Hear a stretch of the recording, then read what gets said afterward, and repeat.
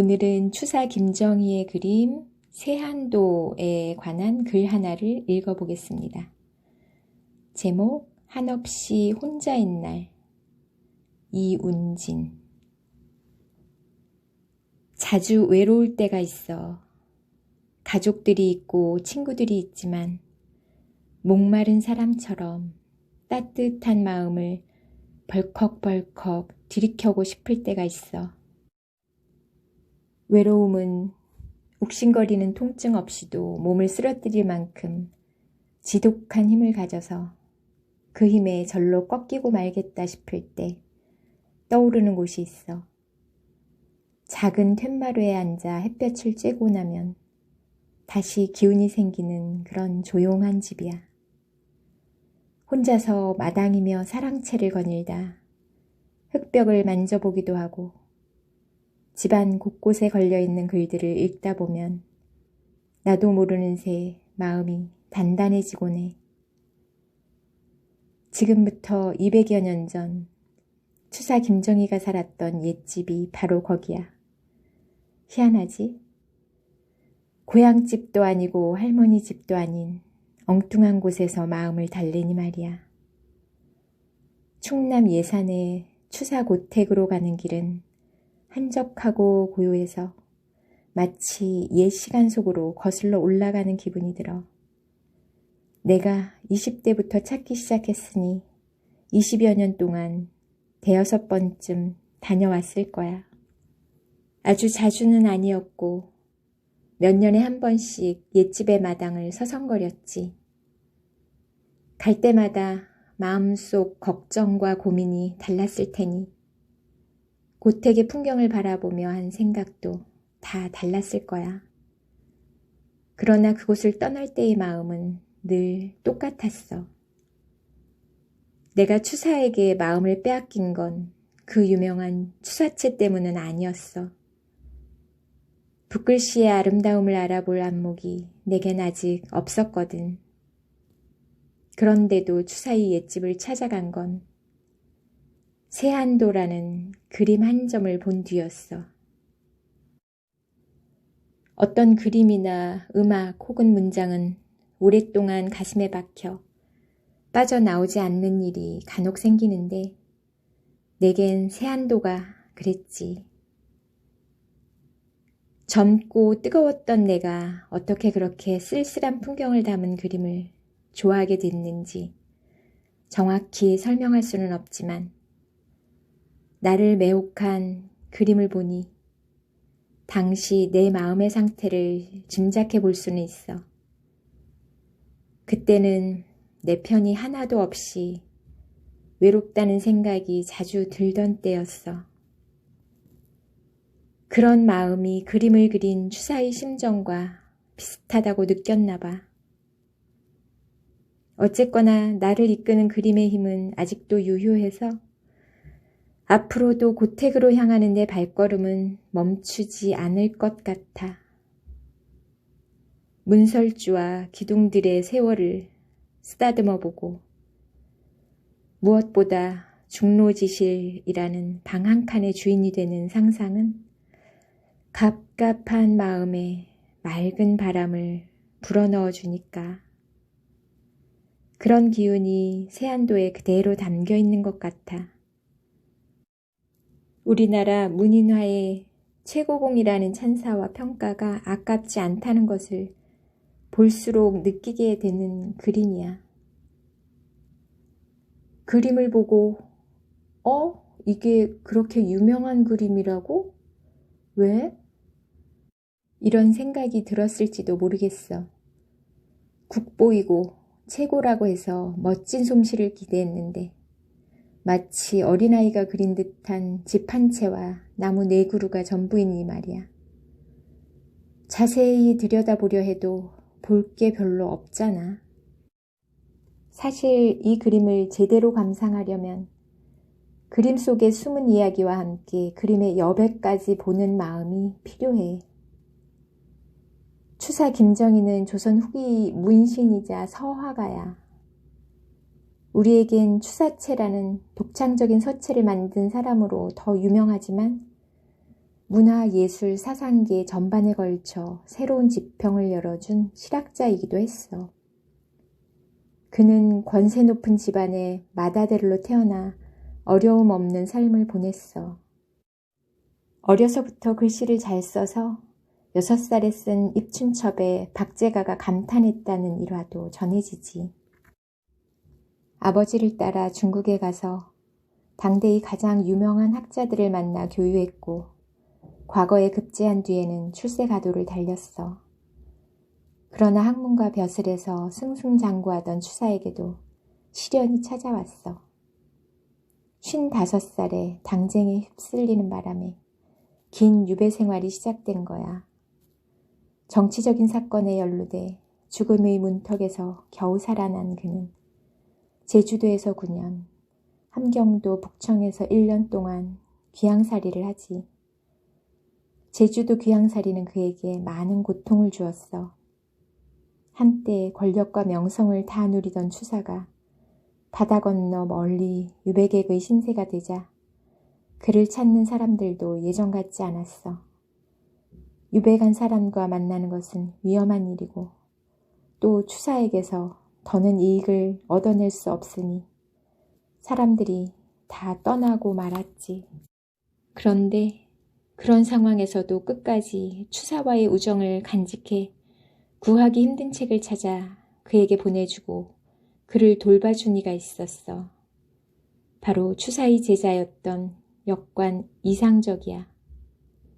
그때만 해도 책을 구하는 일은 돈만으로 해결할 수 있는 문제가 아니었어. 많은 시간과 노력을 들여야 했는데 그렇게 어렵사리 구한 책을 스승에게 보내준 거지.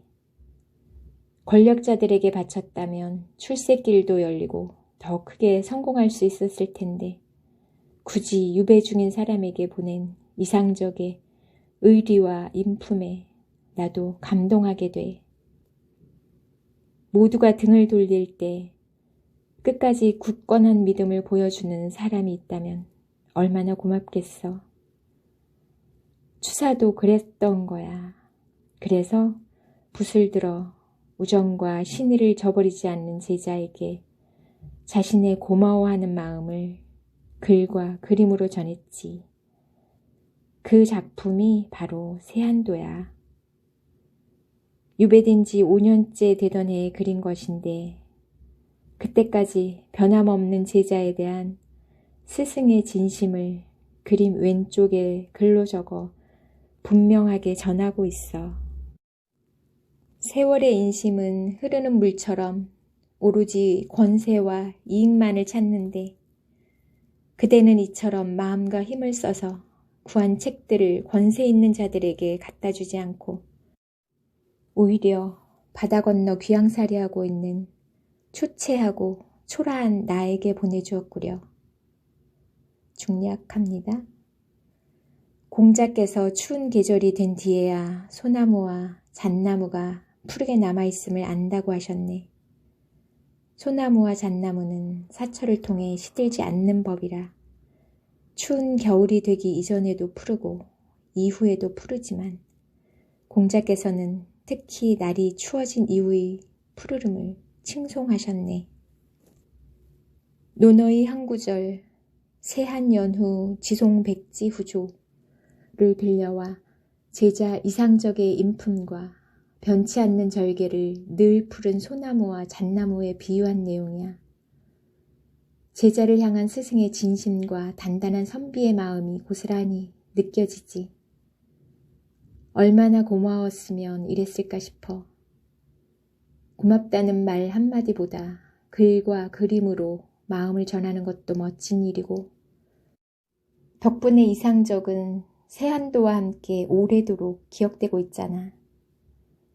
이런 사연을 떠올리며 겨울의 정막 속에 서 있는 나무들과 집 한 채를 다시 바라보면 보이지 않던 추사의 마음이 뭉클하게 다가와 인기척조차 없는 집 한 채는 세상에서 잊혔거나 세상을 다 잊은 듯하고 그 지붕에는 고요함마저 덮어버리는 흰 눈이 곱게 쌓여 있어. 가지가 부러진 늙은 소나무 한 그루는 추사인 듯 겹쳐지기도 해. 그 외에는 텅 빈 공간이고 여백이야. 동양화의 아름다움은 여백에 있다는 말처럼 이 그림 속의 여백도 단순히 빈 공간이 아닌 듯해. 텅 빈 공간은 홀로 떨어져 있는 추사의 외롭고 적막한 심정을 보여주는 것 같아.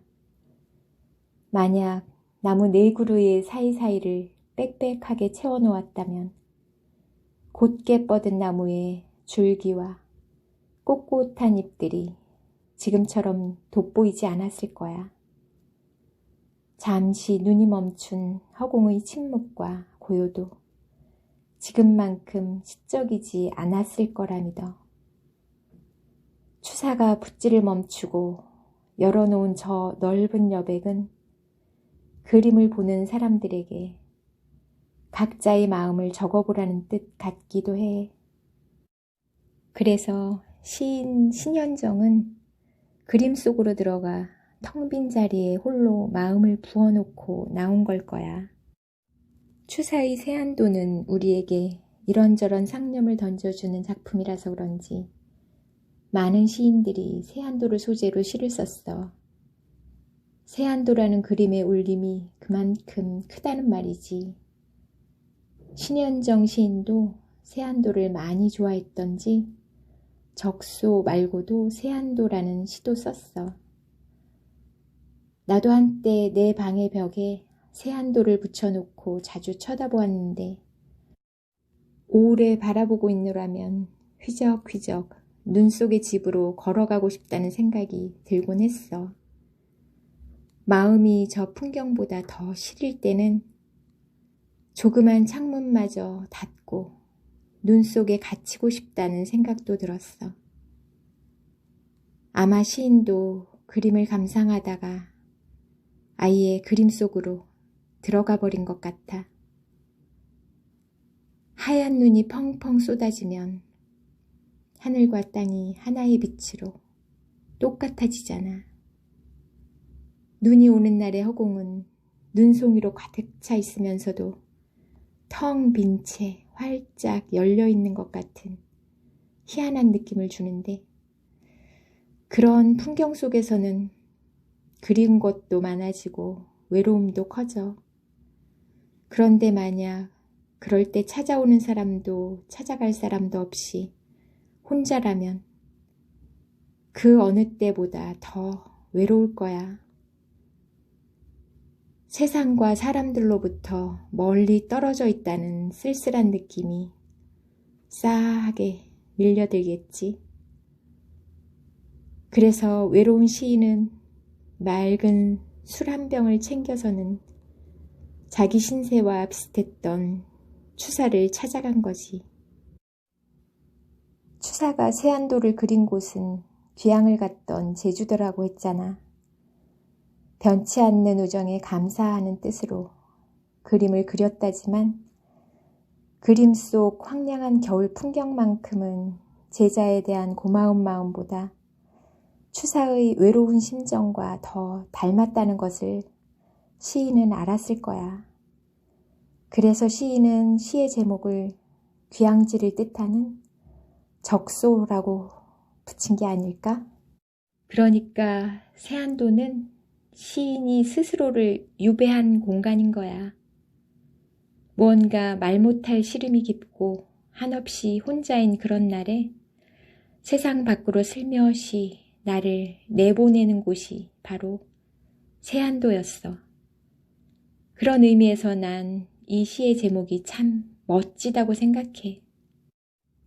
그럼 스스로 찾아간 유배지인 세안도에서 시인은 무엇을 했을까? 시인은 그림 속에 잘못 날아든 기러기들을 쫓고 먹 같은 집만 하염없이 바라보다가 술병만 다 비우고 말았대. 말이 그렇지. 술병이 비듯 마음도 깨끗이 비워지고 다시 결연해져서 저 풍경을 뒤로하고 돌아 나올 때 그 순간 시인의 마음은 내가 추사 고택에 들렀다 나오는 심정과 비슷하지 않았을까? 이상적 같은 우정을 나눌 친구가 없더라도 소나무와 잣나무를 번갈아 바라보며 빈 집에서 잠시 몸도 녹이고 우두커니 마음을 비울 수 있는 곳. 그래서 나는 시인처럼 따뜻함에 목마른 외로운 사람들이 무작정 찾아가서 놀다가 나올 수 있는 적소가 바로 세안도라고 생각해.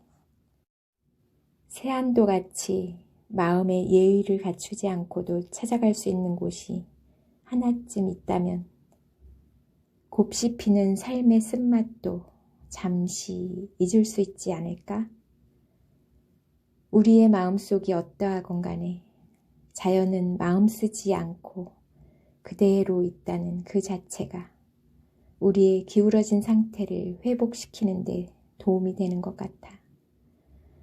그런 면에서 세안도의 황량함과 정막은 내 외로움을 증류하기에 충분하다고 생각해. 한평생 8개의 벼루에 구멍을 내고 천자류의 붓을 몽당붓으로 만들었다는 추사. 그의 고택 옆에 자리한 박물관에 가면 추사가 남긴 이런 글귀가 있어.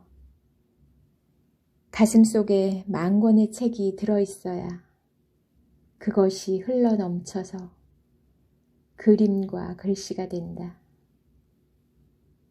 추사 고택을 나올 때면 늘 저 문장이 나를 꽉 움켜잡고 새로운 다짐을 하게 해줬어.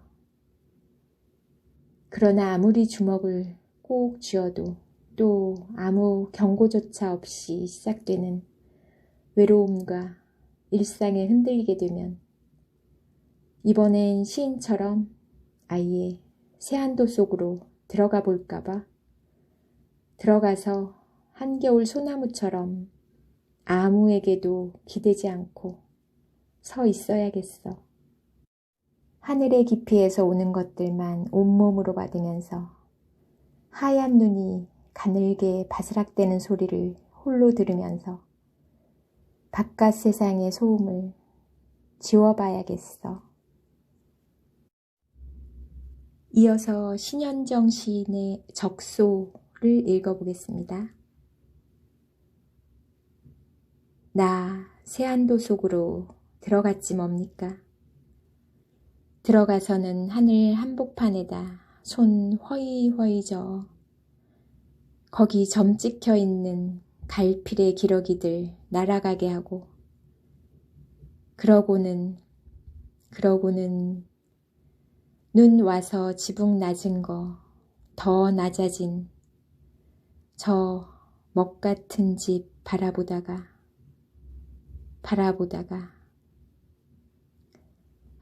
그만 품에 품고 간 청주 한 병을 내가 다 마셔버렸지 뭡니까?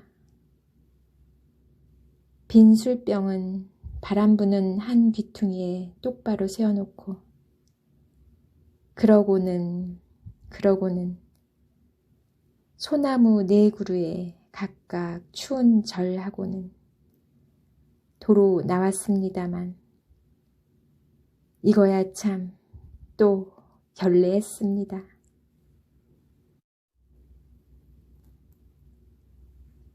이상으로 이윤진 시인의 고흐씨 시 읽어줄까요? 중에서 한 편 읽어보았습니다. 감사합니다.